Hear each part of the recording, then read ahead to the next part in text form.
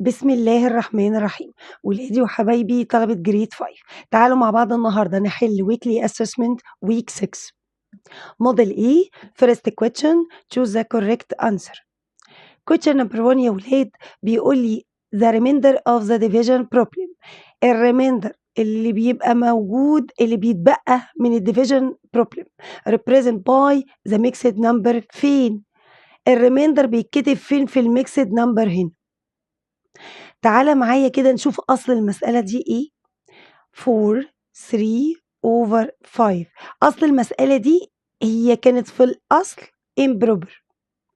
تعالى كده نحول الميكسد ده لإمبروبر. مش كنا بنعمل times plus 4 times 5 20 plus 3 23 over 5. ده كده أصل المسألة.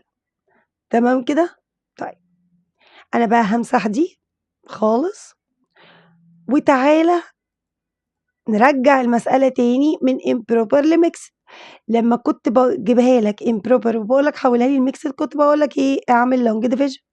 آدي 23 divided ال5 اللي في table 5 يديني 23 مفيش. أقرب حاجة لل23 تكون أصغر منها اللي هي كانت كام؟ كانت ال4. تمام كده؟ 4 times 5 20. أعمل ماينس كان الريميندر كام يا شباب؟ ال3. امسك بقى هنا. بص بقى يا سيدي ال3 دي ده الريميندر. تمام كده؟ فكنت باقول لك هنكتب بقى الmixed number إزاي؟ ده الresult بتاعي، آدي ال4 ده الresult بتاعي. وبعدين كنا بنكتب الريميندر over مين؟ ال5. الريميندر over ال5. يبقى إذًا الريميندر دايمًا بيبقى موجود فين؟ في الmixed number فوق، في النيميريتور فوق اللي هو كام؟ ال3. دايمًا الريميندر موجود فين في الmixed number؟ ال3 عشان بعد كده مش هاعملها في الmodels التانية. الريميندر في الديفيجن بروبلم بيبقى موجود في النيميريتور. طب بص معايا في question number 2 third divided 2. طيب تمام اتفقنا مع بعض ان انا هثبت الثيرد وهقلب الديفايدد دي لكام؟ لايه؟ لتايمز. وهشقلب الفراكشن التاني. ميس ده هول نمبر. ما هو اصله اوفر 1. الهول نمبر 2 دي اصلها اوفر 1. شقلب بقى كده الفراكشن ده يبقى 1 اوفر 2. نقول تاني ما ينفعش اشتغل الديفايد، لازم احول الديفايد دي لمالتبلاي. طب احول المالتبلاي ازاي؟ عشان احولها لمالتبلاي لازم اشقلب الفراكشن التاني. يبقى 1 over 3 times 1 over 2 equal كام؟ 1 over 6. تعالى معايا في السكند question number 1 بيقول لي ملك drinks 5 liter of juice daily. كل يوم بتشرب 5 لتر. If she has 4 liter of juice, what is the number of days it will take her to drink all the juice؟ هي دلوقتي معاها كام؟ معاها 4 لتر من الجوز. كل يوم بتشرب قد إيه؟ بتشرب 5. طيب يبقى هي محتاجة كام يوم علشان تقدر تخلص ال4 لتر دول؟ تمام؟ تمام. يبقى أنا هاقول 4 divided ال5. تمام كده؟ طيب مش هاعرف أشتغل divided هاحولها لإيه؟ لmultiply. طيب ال4 هتنزل زي ما هي، إنما ال5 دي هاعمل إيه؟ أخلّي اللي تحت فوق واللي فوق تحت. يعني هتبقى 5 over 1 يا ميس؟ أيوه. واتفقنا مع بعض أي number over ال1 equal 5 equal نفسه يعني. يعني 5 over ال1 equal كام؟ 5. يبقى 4 times ال5 equal كام يا شباب؟ equal 20 day. طيب تعالَ معايا في question number 2 بيقول لي عايز الquotient ده في الsimplest form ولكن أجبرني إن أنا أستخدم إيه؟ الmodels. تمام، أنا هاعملها بالطريقتين، هاشتغلها عادي وهاعمل الmodels. يالّا يا شباب. آدي ال2 هتنزل زي ما هي، الdivided دي أنا مش هاعرف أشتغلها هاحولها لtimes وهاشقلب الفراكشن التاني. هي 1 over 3 هتبقى 3 over ال1 اللي هي بكام؟ ب3. ف2 multiply 3 equal كام؟ 6. طيب أعملها إزاي model يا ميس؟ الموضوع ده بيلخبط ولا بيلخبط ولا حاجة. أنا هاخد التو هول دي وارسم بيها تو موديل. الهول نمبر 2 يبقى هرسم تو موديل كاملين. طيب أنا بقى هغش التقسيمة بتاعتي من الديمينيتور دي، فأنا هقسم التو موديل لكام؟ ل3 بارت، وهكتب جوه كل بارت third. أدي 1/3 1/3 1/3 1/3 بالمنظر ده. فهو معنى الديفيجن هنا إيه يا ولاد؟ بيقول لي هو في التو موديل دول فيهم كام ثيرد؟ طب تعالى نعد مع بعض هما فيهم كام ثيرد؟ أدي كده 1 أدي كده 2 أدي كده 3 4 5 6 وفعلا هي دي النتيجة اللي إيه؟ اللي عندي. يبقى 2 divided third، ال 2 times 3 بتساوي 6. ولما جينا عملنا المودلز ال 2 موديل فيهم كام ثيرد؟ فيهم 6. تعالى معايا في question number 3 بيقول لي find the quotient. جايب لي divided وطالب مني اكتب له الكوشنت بتاعي بيساوي كام. تمام اوكي، انا هعمل 12 وادي ال5 واسال نفسي سؤال 5 تايمز كام يدينا 12؟ اللي في تيبل 5 يدينا 12. ما عنديش يا ميس، تيبل 5 ده يا اما 0 يا اما 5. اقرب حاجه لل 12 تكون اصغر منها لان انا دايما هنا بعمل ماينس. اقرب حاجه ليها مين يا ميس؟ ال 10 اللي هي كانت 5 تايمز كام؟ 2. 12 minus 10 equal 2. طب تعالى نكتب الكوشنت بتاعنا. اتفقنا مع بعض ان ده الريزلت بتاعي، اكتب 2. طب ازاي اكتب الفراكشن؟ الريميندر، ده الريميندر، مش احنا اتفقنا ان ده الريميندر اوفر ال5، يبقى اكتب 2 اوفر ال5. سهله اهو، ما فيهاش اي مشكله خالص. تعالى معايا في موديل بي بيقول لي the remainder of division problem. نفس الكلام. فين هنا الريميندر؟ في الميكسد نمبر. موجود فين؟ مش شيماء قالت فوق. موجود فين؟ فوق. وريتك ازاي. يبقى equal 1. question number 2 بيقول لي هي الثيرد less than كام؟ هي الثيرد اقل من مين؟ تمام. اولا هنا النيميريتور ثابت، واحنا متفقين لما يكون النيميريتور ثابت اكيد ال3 هي اللي اكبر. تمام، ال3 الثيرد دي هتكون اكبر من ال8 اكبر من ال9 اكبر من مين؟ من ال7. يبقى كده عندي مين؟ 3 اوفر ال4. طيب في السكند question number 1 بيقول لي منا has 1/4 meter of gift wrapping paper. منا معاها 1/4 متر من ورق التغليف بتاع الهدايا.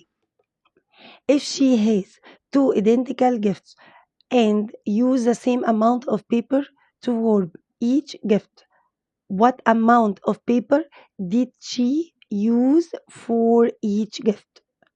دلوقتي هي معاها 1/4 من ورق الهدايا دي، بس هي عايزة تعمل منه تقسمه على 2 على هديتين وتغلفه. طب أعملها إزاي دي يا ميس؟ ما هي عايزة تقسم ال1/4 على 2، يبقى قول 1/4 divided كام يا شباب؟ divided ال2. طب أنا مش هاعرف أعمل divide، يبقى ال1/4 الdivided دي أحولها ليه؟ لmultiply. شقلب دي أصلها over 1 تبقى 1 over ال2. هتبقى كام يا شباب؟ 1 over ال8. طيب تعالى معايا في question number 2. طبعا خلي بالك انه المسألة بتاعت question number 2 هو عايز السمبلست فورم. تمام معاك، ومعاك ان هو اليوزنج موديل، بس انا مهم عندي الإجابة الصح. تمام كده. طيب فانا هعمل 1 over ال4 الديفايد دي هحولها لتايمز ال3 اصلها over 1 بقت 1 over 3. يبقى الناتج 1 times 1 1 4 times 3 equal كام يا شباب؟ equal 12. أما يكون عندي fraction أعمل موديل واحد أصل ال1 over 4 ده جزء من الفراكشن، جزء من ال1 whole قصدي أقول، الفراكشن جزء من ال1 whole تمام كده؟ طيب أنا الديمينيتور عندي كام؟ 4 فأنا هاقسمه ل4 part. حلو الكلام، كلام جميل. وهاكتب جوه البارت بتاعي كام؟ 1 over 4 1 over 4 1 over 4 1 over 4. طب يا ميس هو ال1 over 4 ده أقدر أقسمه على 3؟ هتعمل إيه بقى حضرتك؟ هتعمل موديل قده بالضبط. وبعدين لما آجي أقسم ده كده بصوا مش ده 4 part؟ طب أنا هاقسمه، عايزة أقسمه على كام؟ 3. أدي كده 1 كده 1 2 3 مش كده؟ 1 2 1 1. تعالَ بقى ركّز معايا، هنا الtotal كان كام؟ كان 4 هنا الtotal بقى كام؟ ده كل one part قسّمته ل3 يبقى 1 2 3 4 5 6 7 8 9 10 11 12 فالtotal عندي بقى كام؟ 12 يعني كل part من ده بقى 1 over 12 1 over 12 1 over 12 صح الكلام؟ كلام جميل.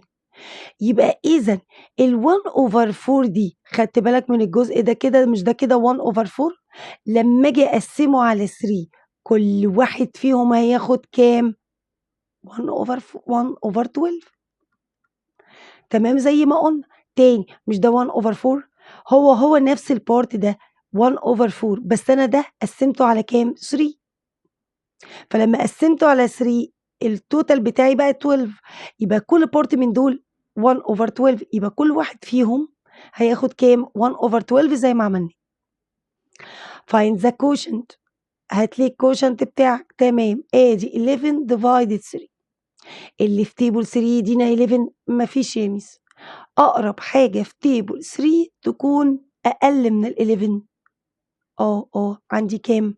عندي 3 3 multiply 3 ب9 minus 11 minus 9 كام؟ 2 تعالَ كده نكتب الميكسد بتاعنا ده الresult بتاعي آدي ال3 بتاعتي أهي يا ميس ده الريميندر ده هيتكتب فين؟ فوق في النيميريتور برافو عليك over ال3 بتاعتي خلّي بالك الدينومينيتور بتاعي ما بيتغيّرش يعني الدينومينيتور بتاعي ما بيتغيّرش.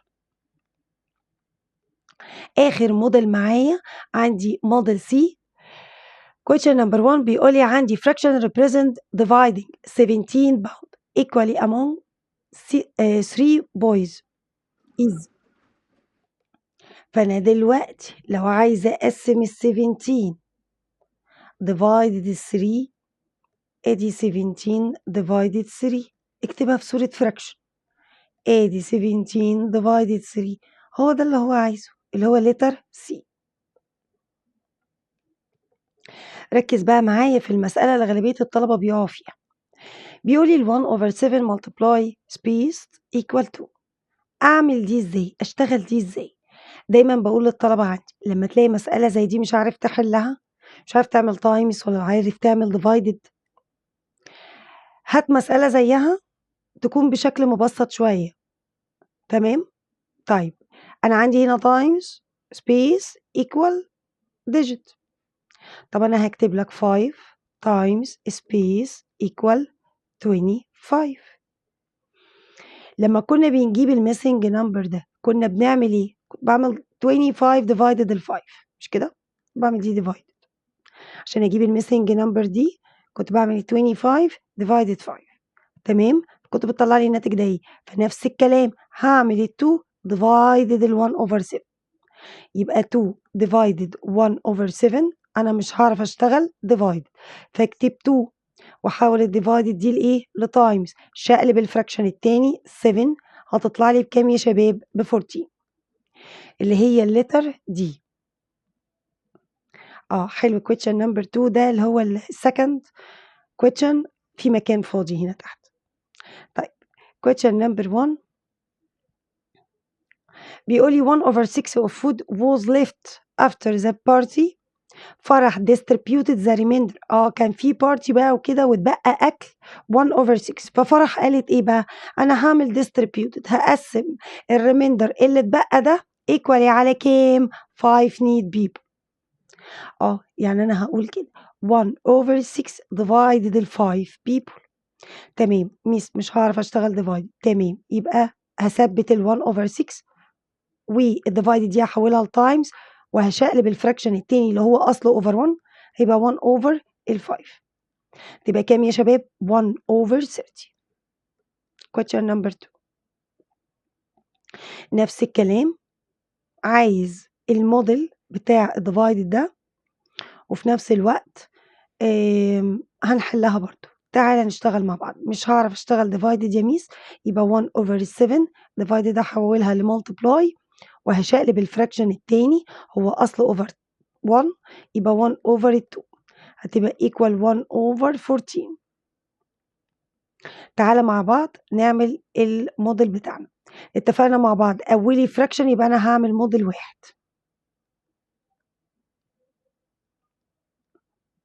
طيب أنا هاقسّمه لكام part؟ هاقسّمه ل7. يبقى هاعمل كده 1 2 3 4 5 6. طبعًا اللي متبقي ده 7 بس إيه هنقلل. يوه! كله اتشال. طيب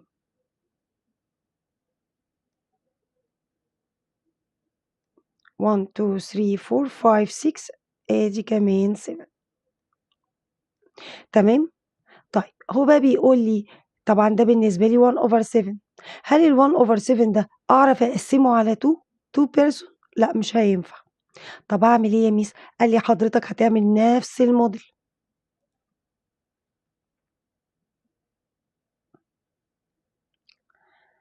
نفس الشكل بتاع الmodel بتاعي. أدي كده 1 هاقسّمه برضه بنفس الطريقة. استنوا بقى أعملها لكم باللون البراون. تمام كده؟ أهو. بُصّوا مش أنا قسّمته كده بنفس الطريقة؟ هنا الtotal الpart بتاعتي كام؟ 7 مش كده؟ طيب أنا بقى دلوقتي ال1/7 ده اللي هو الجزء ده أنا عايزة أقسّمه على 2 person. خلاص؟ آدي 2 كل part منهم هاقسّمه ل2. كل part هاقسّمه ل2. فلمّا كل part هاقسّمه ل2 هيبقى الtotal بتاعي كام؟ 1 2 3 4 5 6 7 8 9 10 11 12 13 14 فالtotal بتاعي 14. يبقى كده كل part بكام؟ ب1/14 صح الكلام والّا لأ؟ طيب قُل لي بقى ال1/7 بقى حضرتك لمّا أحب أقسّمه على الاتنين على 2 كل واحد هياخد كام؟ 1/14 اللي أنا طلّعتها. حلو الكلام؟ كلام جميل. تعالَ معايا question number 3. عايز الquotient بتاعي آدي 14 divided ال5 اللي في table 5 يدينا 14. ما عنديش يا miss. أقرب حاجة في table 5 تكون أصغر من ال14. أقرب حاجة ليها مين؟ ال2 اللي هي كانت مع كام؟ 10. أعمل ما بينهم minus 14 minus 10 اتبقى كام؟ 4. تعالَ بقى نكتب مع بعض الfraction بتاعنا. ده الresult بتاعي اللي هو ال2. طيب فين الremainder؟ remainder ده 4 دايمًا بيتكتب فوق يا miss over مين؟ over الdenominator اللي ما بيتغيّرش. يبقى الناتج بتاعي 2 and 4 over ال5. أتمنى يا حبايبي يكون استفدتوا جدًا من week 6. أشوفكم على خير إن شاء الله بإذن الله في week 7.